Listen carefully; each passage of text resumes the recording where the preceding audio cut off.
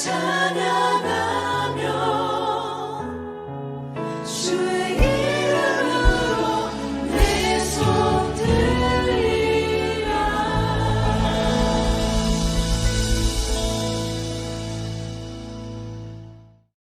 다 같이 사도신경하심으로 우리의 신앙을 고백하시겠습니다.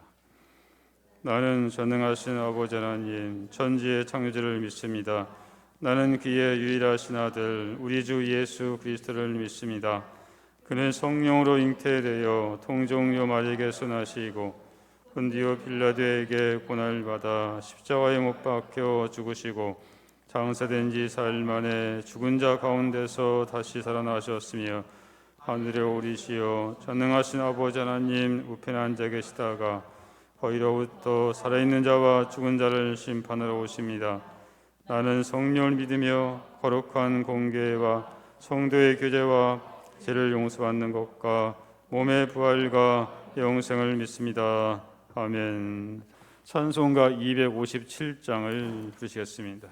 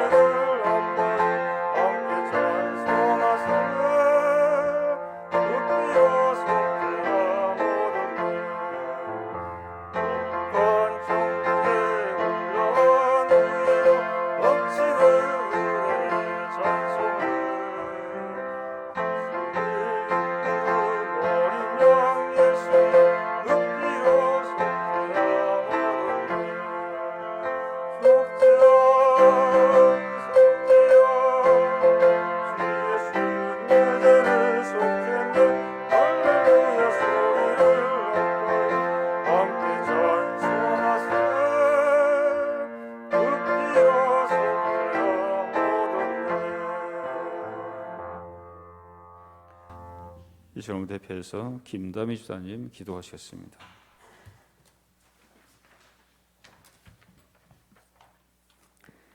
거룩하시며 전능하신 하나님 아버지, 저희를 주님의 형상대로 지으시고 지혜와 능력을 주시고 자비로 우리의 죄를 용서하시고 구원하여 주신 주님의 은혜에 감사와 영광을 드립니다.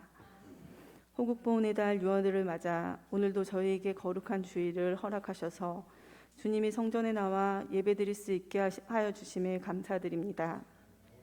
지난 한 주간도 구별된 하나님의 자녀로서 의를 행하지 못했으며 죄를 알면서도 죄를 버리지 못했음을 고백합니다.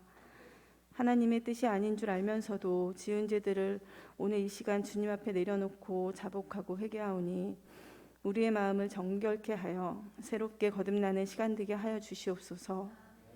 언제나 우리를 지켜주시는 사랑의 주님, 무더위에 우리의 건강을 지켜주시고 호국보훈의 달을 맞아 70년 전 이 나라를 황폐하게 만든 6.25를 우리 후손들이 기억하게 하옵소서.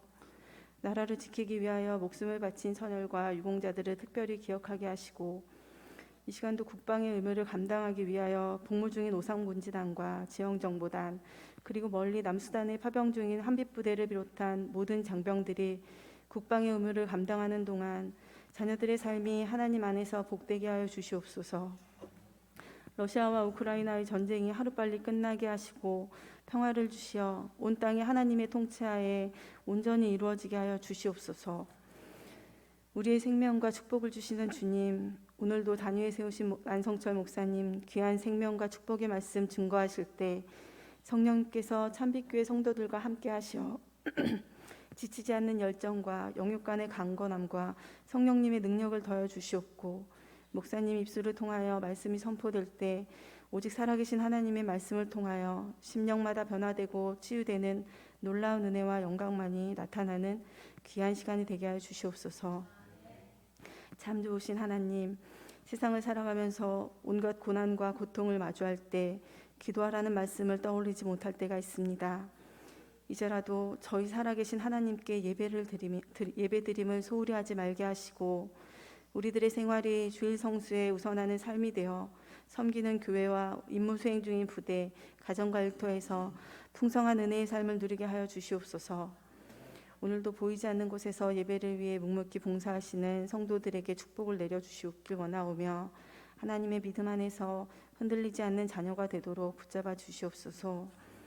한 주간 어려움 속에서 흔들리는 저희들을 붙잡아 올바른 길로 인도하시는 주님, 참빛교회 성도들 항상 지켜주시고 강건한 믿음 속에서 행복 가득한 자녀 되길 예수 그리스도의 이름으로 기도드립니다. 아멘.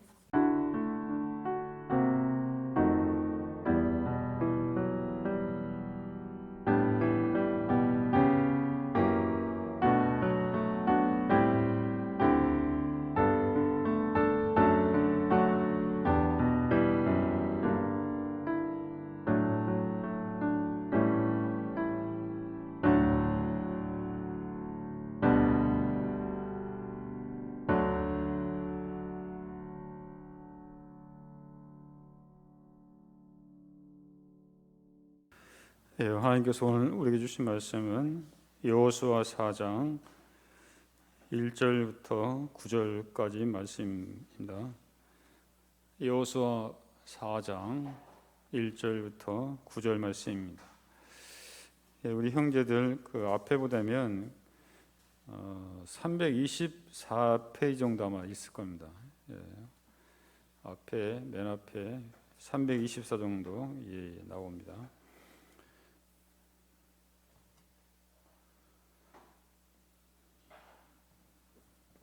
한 절씩 기도하겠습니다. 그 모든 백성이 요단을 건너가기를 마침에 여호와께서 여호수아에게 말씀하여 이르시되 그들에게 명령하여 이르기를 요단 가운데 제사장들의 발이 굳게 선 그곳에서 돌 12를 택하여 그것을 가져다가 오늘 밤 너희가 유숙할 그곳에 두게 하라 하시니라.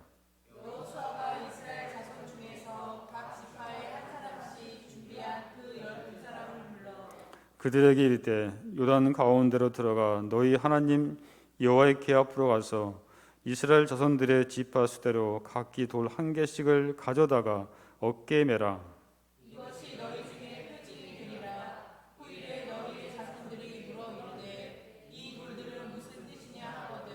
그들에게 이르기를 요단물이 여호와의 언약궤 앞에서 끊어졌나니 곧 언약궤가 요단을 건널 때 요단물이 끊어졌으므로 이 돌들이 이스라엘 자손에게 영원히 기념이 되리라 하라 하니라.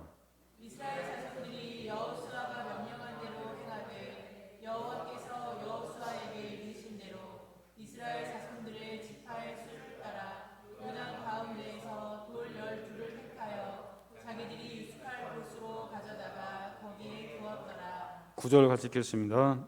여호수아가 또 요단 가운데 곧 언약궤를 맨 제사장들의 발이 선 곳에 돌 12를 세웠더니 오늘까지 거기에 있더라. 아멘. 예, 6월은 호국 보훈의 달입니다.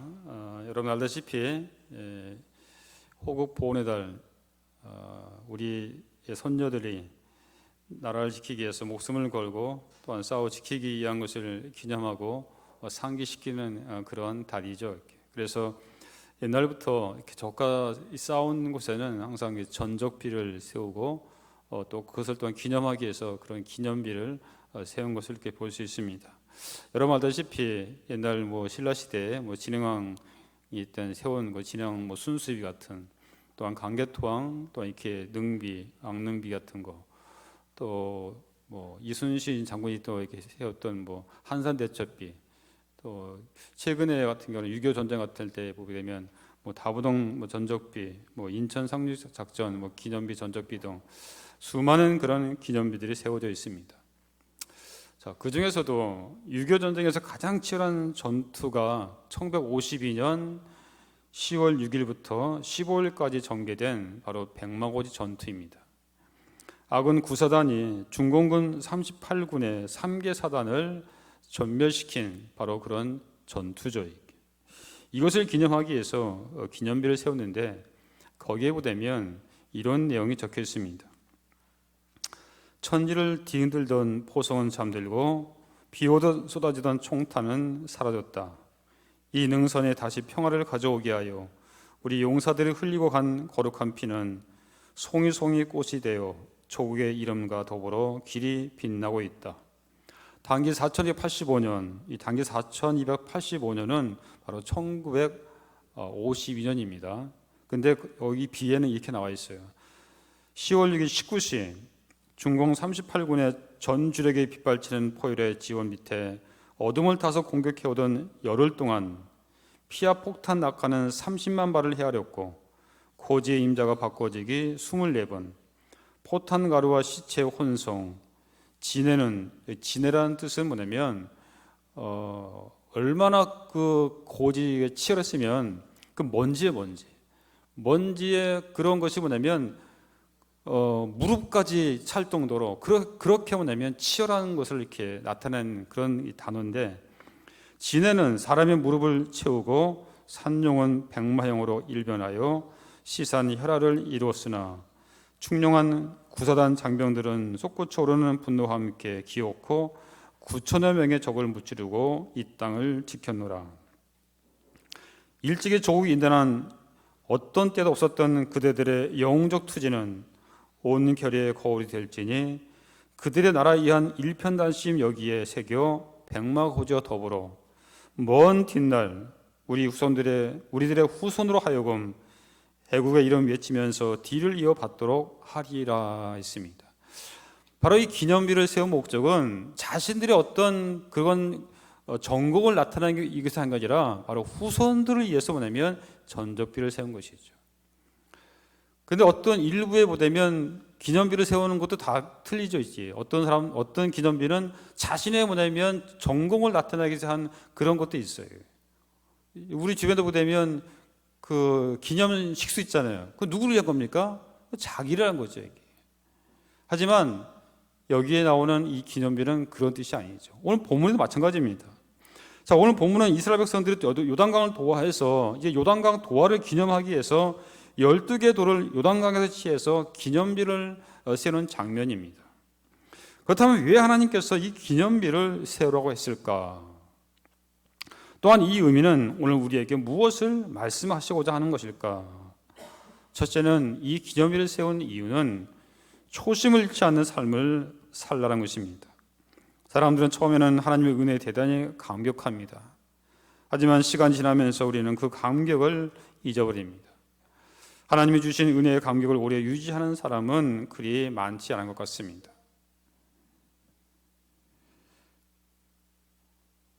본문 7절을 보면 하나님께서 돌 12개를 가져다가 기념비를 세우라고 하십니다. 그렇다면 이 기념비를 세운다는 의미는 무엇을 뜻하는 것인가? 그것은 바로 하나님께서 우리에게 주셨던 승리에 대한 감격을 잊지 않도록 우리의 기억을 새롭게 하라는 것입니다. 이것은 강물에 흘려보낼 사건이 아니라는 것이죠. 요단강을 건넜다는 이 의미는 바로 이 강물은 흘러서 사해로 흘러갈지언정 하나님에 대한 은혜에 대한 기억과 감격과 감사는 반드시 그곳에 남아야 한다는 것입니다. 절대로 잊지 말라는 것이죠. 이 말을 다른 말로 하게 되면 무슨 일을 하든지 처음과 같은 자세를 가지고 일을 하라는 것입니다. 한마디로 초심을 잃지 말라는 것입니다. 이런 사람이 주님 앞에 쓰임 받을 뿐만 아니라 세상에서도 쓰임 받을 수 있습니다. 제가 전도사 시절에 해남에 있는 어느 장례식장에 가서 거기서 예배를 마치고 식사를 하고 있는데 어느 분이 오셔서 저한테 이렇게 얘기합니다. 자기도 전에는 교회를 다녔다는 것입니다. 근데 지금 왜 안 다니냐니까는 그 교회 목사님하고 그 교회 목사님한테 상처를 받아가지고 교회를 뭐냐면 안 나간다 합니다. 그러면서 저한테 전사님 초심 잃지 마시고 사역하시라 그렇게 얘기를 하는 거예요. 제가 그 말을 저는 지금도 그게 생생합니다. 벌써 20년 전이에요. 20년 전인데 지금도 저는 그것을 잊지 못하고 있어요. 그래서 제가 알았습니다. 그러면서 교회는 어떤 목사를 위해서 누구 때문에 그런 것이 아니라 우리가 하나님을 믿고 하나님을 위해서 우리가 이렇게 교회 다니는 것이지 절대로 사람 보고 다니지 마십시오. 반드시 뭐냐면 다른 교회라도 꼭 이렇게 나가십시오라고 그렇게 얘기하고 헤어졌습니다. 제가 힘들고 때로는 좀 쉬자 그런 생각이 왜 안 들겠습니까? 그럴 때마다 저는 이분의 말이 생각납니다. 그래서 다시 마음을 추리고 사역을 지금까지 이렇게 하고 있습니다. 근데 어떤 사람들은 처음과 나중에 이게 다르다는 것을 많이 볼 수 있습니다. 이런 사람들은 처음에는 불덩이였다가 나중에는 숫덩이로 뭐냐면 바뀝니다. 처음에는 신실한 사람이었다가 나중에는 수다꾼이 되는 것이죠. 마치 냄비사랑 같은 그런 사람입니다. 여러분 냄비가 어떻습니까? 냄비에 물 넣고 불에 데우면 금방 팔팔 끓습니다. 그러다가 불을 끄고 얼마 안 있으면 금방 식어버리죠. 이런 신앙 가진 사람들이 주변에 참 있다는 것입니다. 오늘 길갈에 기념일을 세운다는 이 의미는 요단강을 건넌 그 감격을 날마다 잊지 말고 처음과 같은 그 모습으로 그 열정을 가지고 헌신하고 봉사하고 바로 신앙생활을 하라는 것입니다. 처음같이 행동하고 처음같이 하나님을 섬기고 처음같이 헌신하고 처음같이 봉사하고 존경하고 처음같이 사랑하는 그런 인생으로 살아가는 그런 말씀입니다.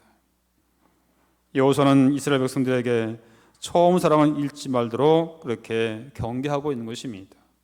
계시록 2장 4절에 주님께서 에베소 교회를 향해서 뭐라고 말씀했습니까? 그러나 너를 책망할 것이 있나니 너의 처음 사랑을 버렸느니라 했습니다. 에베소 교회는 처음에는 정말로 이렇게 사랑이 넘치는 그런 교회였어요. 그런데 시간이 감에 따라서 점점점 이 사랑이 뭐냐면 없었던 것이죠. 그래서 예수님께서 책망하신 것입니다. 처음 사랑을 회복하라는 것이죠. 처음 사랑을 유지할 줄 알아야 하기 때문에 그래서 잊지 않도록 기념비를 만들라고 그렇게 명령하고 있는 것입니다. 바울에게 처음 사랑은 담메색 도상에서 부활하신 주님을 만난 사건입니다. 이 담메색 도상의 체험은 신약 성경에서 무려 6번이나 소개하고 있습니다. 그렇다면 왜 바울은 왜 똑같은 이야기를 반복한 것입니까? 바울 역시 자기 사명에 흔들릴 때마다 그 일을 되새겼을 거라고 저는 생각합니다. 바울은 내가 전에는 해방자요 핍박자요 포행자였으나 도리어 국류를 입은 것을 이렇게 고백했지요. 바울은 자신의 지난 처지를 되새기면서 그런 자신을 구원해 주시고 사명자로 불러주신 하나님께 감사하면서 현재 자신이 처한 환경에 대해서 불평하지 않았습니다. 고린도후서 11장에 보면 바울은 39대를 5번이나 맞았습니다. 그리고 3번이나 태장맞았고 한 번 돌로 맞고 3번 파손했고 그의 수 없는 그런 뭐냐면 고난을 당했습니다.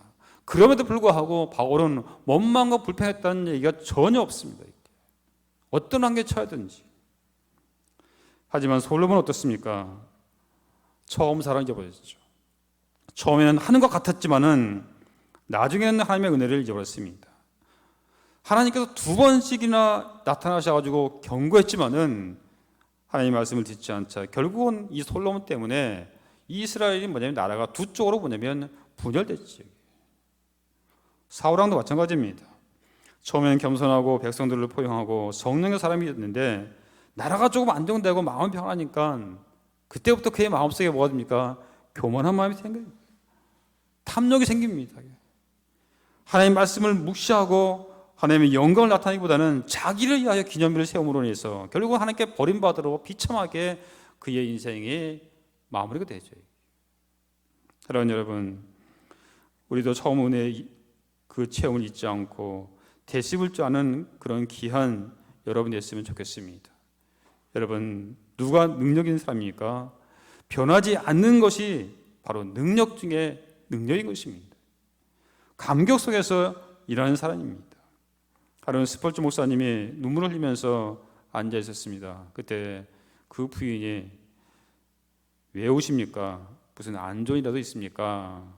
그러니까는 이 스펄즈 목사님은 오늘 슬프게도 십자가를 생각해도 감격이 없어 했습니다. 십자가를 묵상하는데 감격이 없다고 우는 분이 바로 이 스펄즈 목사님입니다. 그렇다면 그런 분이 감격 없이 사역했겠습니까? 저는 이 점이 매우 귀중하다고 생각합니다. 여러분, 우리가 신앙생활 하면서 헌신하고 봉사하면서 마찬가지죠.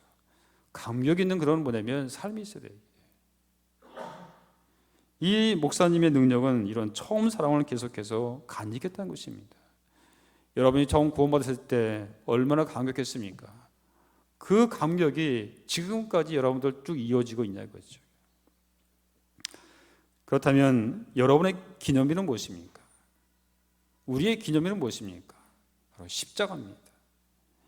십자가의 감격을 가지고 주님의 일을 하시기 바랍니다. 감격이 없으면 죽은 것입니다. 우리 이걸 절대로 잊지 마십시오. 우리가 사역을 할 때 사랑을 잃으면, 감격을 잃으면 결국 죽은 것과 마찬가지입니다. 기념비를 바라보면서 처음 사랑을 회복할 줄 알아야 하는 것입니다. 하나님의 은혜 가운데 처음 사랑을 간직하고 무슨 일인지 감당할 수 있는 하나님의 귀한 여러분이 됐으면 좋겠습니다. 두 번째, 기념비를 세우는 것은 바로 행동하는 삶, 실천한 삶을 살아가는 것입니다. 10절 11절부터 되면 제사장들이 실제로 요단강 이 물을 밟았을 때 요단강에 갈라지는 역사가 나타나죠. 마찬가지로 우리도 직접 걸음을 옮기는 바로 헌신하는 신앙이 있어야 되는 것이죠. 하나님께서는 포장되어 있는 선물을 주신 것이 아니라 우리가 수고해서 얻을 땅을 뭐냐면 주셨습니다. 도깨비 방망이 식으로 언제든 뚝딱하고 두들기만 하면 나오는 것을 주시는 것이 아니라 우리가 싸워서 얻기를 뭐냐면 바라신 것이죠. 하나님께서는 가나안 땅을 이스라엘 백성에게 주신다고 약속했습니다. 그러면 그냥 가게 되면 무조건 아무 적도 없이 그냥 거기는 모든 사람들 다 그냥 알아서 자기들이 뭐 이렇게 나가고 그냥 자기들은 그냥 그렇게 주시지 않는 것이죠. 신앙이란 오름지게 싸워서 얻기까지 걸어야 하는 것입니다. 이 원리를 아는 성도라면 자녀들에게 불로소득을 물려주거나 하지는 않을 것입니다. 걸음 없이 싸움도 없이 받는다면 반드시 망하기 때문이죠. 우리는 반드시 대가를 치러야 합니다. 불로소득은 자녀를 망치는 길입니다. 우리 그리스도인이라면 일하면서 승리하는 법을 가르쳐야 합니다. 쉽게 주어지는 것, 남들이 다 이루어 놓은 것을 그냥 받는 것은 성경의 원리에 부합되지 않는다는 것을 우리는 분명히 알아야 할 것입니다. 부모가 준 돈으로 명품 시계 사고 비싼 가방 들고 다니는 것을 절대로 부러워할 필요 없습니다. 곧 망할 인생이기 때문입니다. 우리가 반드시 기억해야 할 것은 우리의 걸음이 있어야만 승리가 있다는 사실입니다. 어떤 사람은 예수 믿으면 시험도 없고 어떤 어려움도 없고 난간도 없고 고통도 없고 그저 평탄하게 한다고 그렇게 가르치는 그런 목사도 있습니다. 그런 교회도 있습니다. 예수 믿으면 공부도 잘하고 진급도 척척 되고 절대로 그렇지 않다는 거죠. 예수 믿어도 시험도 오고 난간도 오고 어려움도 옵니다. 코로나도 걸립니다. 예수 믿으면 코로나도 안 걸립니까? 다 걸려요. 예수님이 탄 배에도 풍랑이 일어났습니다. 물이 들어왔습니다. 예수님 믿어도 아플 수도 있고 대학에 떨어질 수도 있고 진급이 안 될 수도 있다는 거죠. 그렇다면 우리가 구할 것은 무엇입니까? 우리는 우리에게 닥치는 시험과 난관과 어려움을 이길 수 있는 능력을 달라고 구해야 되는 것이죠. 승리에 필요한 도구를 달라고 기도된 겁니다. 어떤 사람들은 주님 이 난관을 피해 달라고 그렇게 기도하는데 그게 아니죠. 뭐 할 때마다 피해 달라고. 그건 절대로 뭐냐면 이 세파를 뚫고 나갈 수가 없어요. 하나님은 그런 분이 아니란 거죠. 어떤 시험이 왔을 때 그것을 이길 수 있는 그런 힘을 달라고 우리는 그렇게 기도한 거죠. 그래야지 뭐냐면 이 험악한 세상을 우리가 뚫고 나갈 수 있는 거죠. 우리는 절대로 뭐냐면 뒤로 물러서는 것이 아니라 정면 돌파하면서 우리가 헤쳐나가는 거예요. 우리 용사도 마찬가지입니다. 우리 또 학생도 마찬가지고. 뚫고 나갈 수 있는 그런 힘을 길러다는 거죠. 이렇게 힘을. 그렇다면 왜 신앙생활을 열심히 하는 성도에게 눈물과 고통의 골짜기 끊지 않습니까? 그것은 하나님께서 우리에게 승리를 위한 도전을 허락하시기 때문인 것입니다. 도전하고 싸워서 승리하는 삶을 원하시기 때문인 것입니다.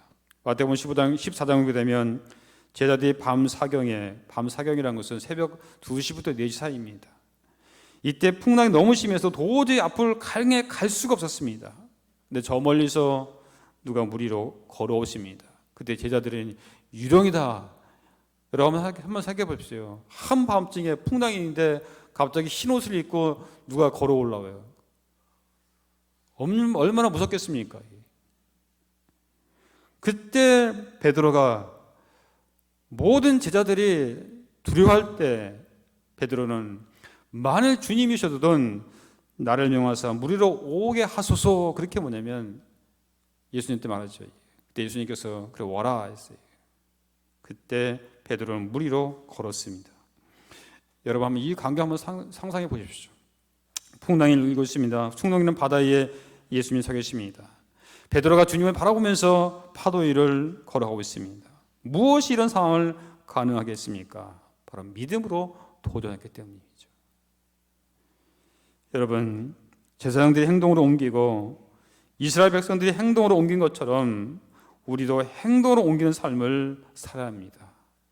건너야 할 텐데 하면서 가만히 있으면 절대로 뭐냐면 건널 수가 없습니다. 어떻게 건널습니까? 어떤 산을 정복하기 위해서는 바라만 보아서는 안 될 것이죠. 여러분 금병산은 원래 가야 될 텐데 저 금병산 한번 가보고 싶은데 맨날 그런 마음만 있으면 뭐합니까? 걸으면 한 걸음 옮겨야 될 겁니까? 한 걸음을 옮긴 사람하고 그냥 가야 할 텐데 엄청난 차이가 있는 것이죠. 조셈 마셜이라는 분이 쓴 그래도 가라는 책이 있습니다. 제가 오늘 이 말씀을 준비하면서 제 책꽂이를 한번 둘러보다가 이 책이 눈에 띄어가지고 전에 한번 봤었는데 다시 한번 봤습니다. 거기에 보면 할아버지하고 손자가 대화하는 내용이 나옵니다. 할아버지가 이런 말을 합니다. 살다 보면 기쁜 일만큼이나 슬픈 일도 있고 이길 때가 있으면 질 때도 있으며 일어서는 것만큼이나 넘어지는 경우도 허다하단다. 어디 그뿐이겠냐.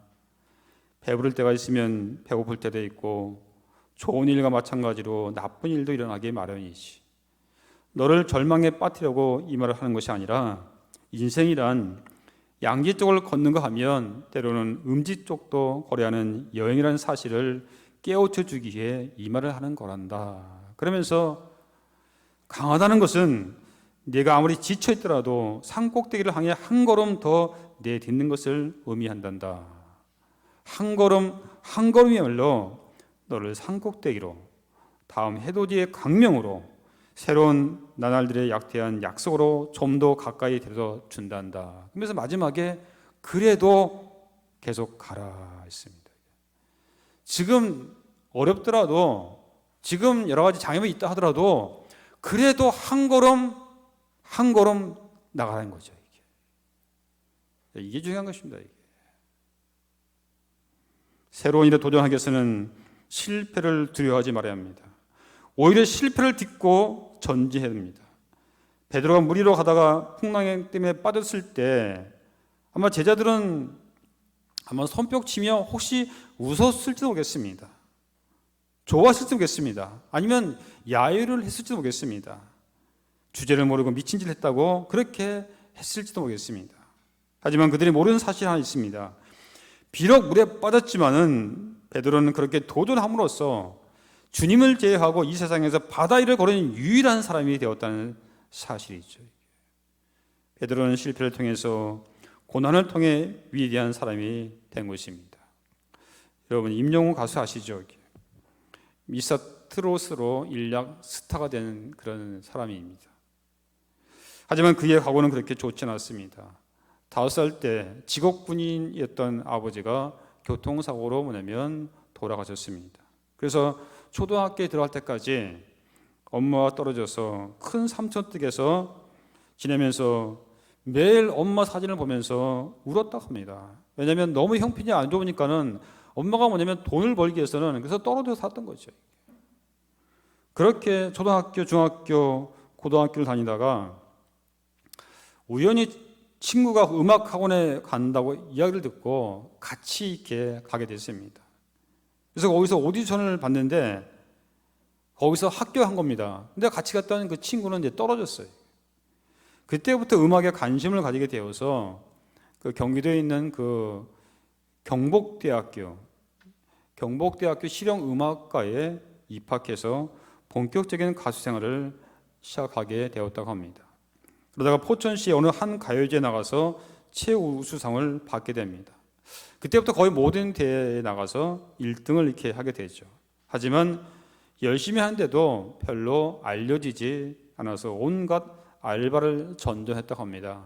그래서 군고모 당사도 하고 뭐 여러 가지 많은 그런 일들을 했다고 합니다. 하지만 그런 가운데서 음악에 대한 그런 것을 포기하지 않았습니다.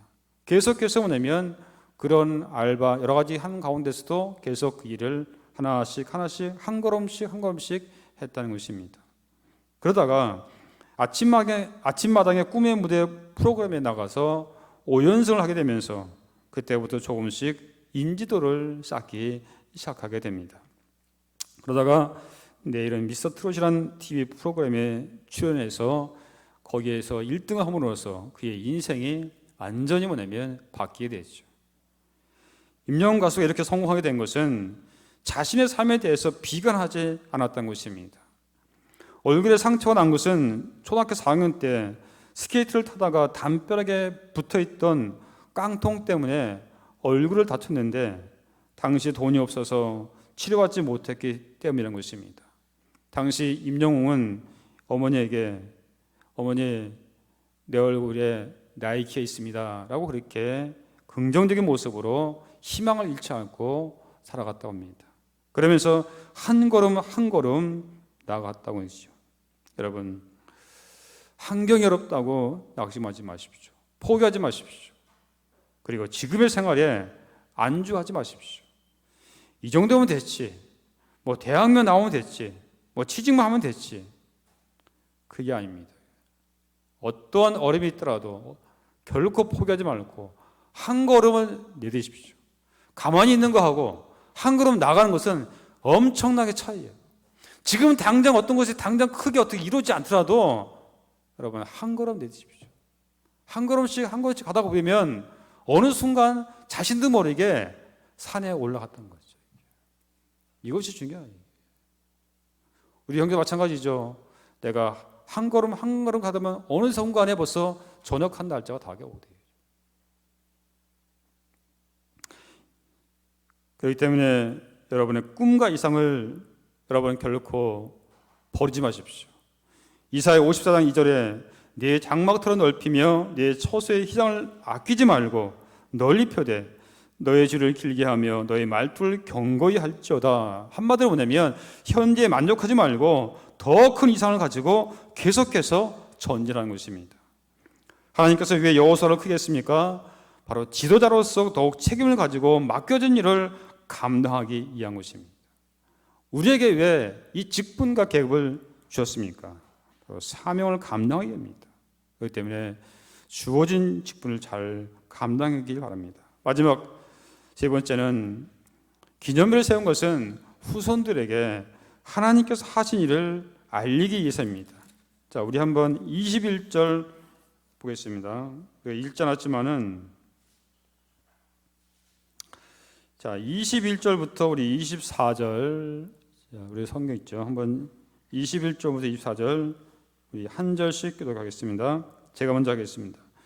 이스라엘 자손들에게 말하여 이르되 후일에 너희의 자손들이 그들의 아버지에게 묻기를 이 돌들은 무슨 뜻이니까 하거든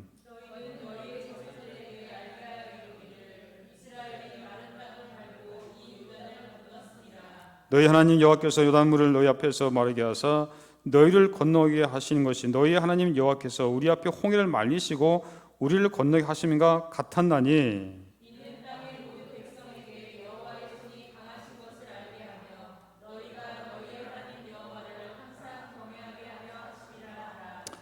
자, 여기 보다면 먼저 기념비를 세운 목적은 바로 후손들에게 요단을 건넌 사실을 바로 알리기 위한 것입니다. 즉 하나님께서는 이 모든 일들을 체험하지 못한 후손들을 생각하신 것입니다. 나중에 자녀들이 이것이 무엇이냐 물었을 때 그 의미를 정확하게 알려줄 의미가 있다는 것이죠. 성경에서는 기념하라는 말씀이 몇 군 나오는데 먼저 유월절을 기념하라 그렇게 하나님 말씀했습니다. 출애굽기 12장 14절 보면 너희는 이날을 기념하여 여호와의 절기를 삼아 영원한 규례로 대대 지킬지니라 했습니다. 바로 유월절 어린 양을 기념하는 것은 예수 그리스도의 십자가 사건을 기념하는 의미가 있다는 것이죠.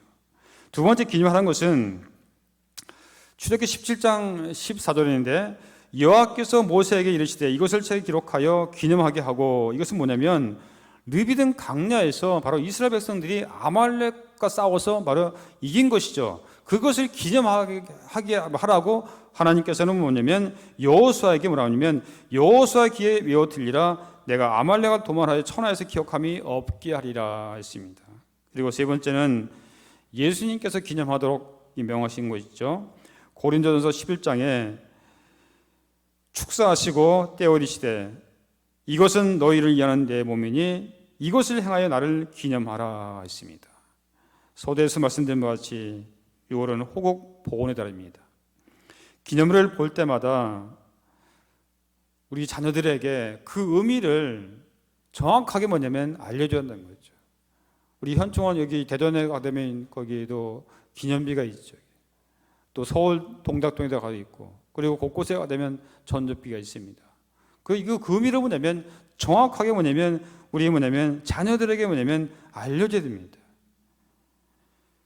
이러한 사실을 제대로 알려주지 못하니까는 6.25 전쟁이 뭐 북치민이 우리의 적은 뭐 미군이 이런 소리를 하고 있는 거죠. 이렇게. 두 번째 길갈의 기념일을 세운 목적은 후손들에게 하나님의 능력을 알리기 위함입니다. 24절부터 되면 이는 땅의 모든 백성에게 여호와의 손이 강하신 것을 알리게 하며라고 이렇게 말씀하고 있습니다. 하나님께서 요단강을 건너게 하신 이적은 하나님의 크신 능력으로 인한 것임을 바로 알게 하라는 것이죠. 세 번째는 하나님을 경외하기입니다. 24절 하반절에 너희가 너희 하나님 여호와를 항상 경외하게 하려 하심이라 했습니다. 여기에 특별히 보면 24절에 이는 땅의 모든 백성에게 알리라고 했습니다. 땅의 모든 백성에게. 왜 후손들뿐만 아니라 세상 모든 사람들에게 알려져야 하는가요? 왜 모든 사람들이 이것을 알아야 되는가? 바로 이것은 경배의 대상, 즉 모든 것을 주권적으로 섭리하신 분이 누구인가를 암으로써 오직 하나님만을 경외함으로 바로 영원토록 하나님만을 경외하기 위해서 바로 이것을 기념비를 세우라는 것이죠. 물론 기적 자체가 초점이 되어서는 안 되겠죠. 사단이나 거짓 선자들도 얼마든지 이적을 베풀 수 있다고 성경은 말씀하고 있죠. 중요한 것은 하나님께서 이적을 통해 보여주시고자 하는 것입니다. 이적을 통해서 어떤 개인의 영광을 얻거나 숭배하면 잘못된 것입니다.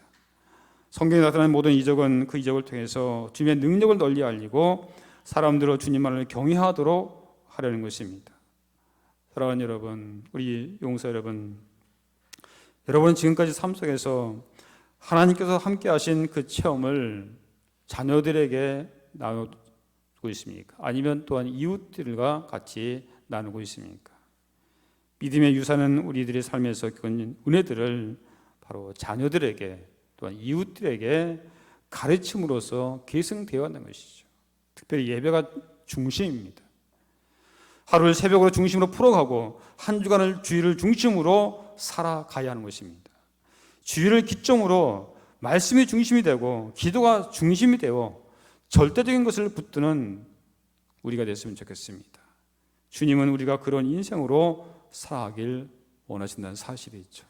아무쪼록 이런 것을 다시 한번 우리가 기억하면서 어떠한 있더라도 변함없이 주님을 사랑하시고 믿음의 유산을 자녀들에게 또한 이렇게 물려주시고, 그리고 무엇보다도 아는 것 중요한 것이 아니라 행동으로 옮기는 것이 중요하다는 이 사실을 다시 한번 생각하면서 여러분 가정에 이러한 큰 은혜와 은총이 넘치시기를 주님의 이름으로 간절히 축원드립니다.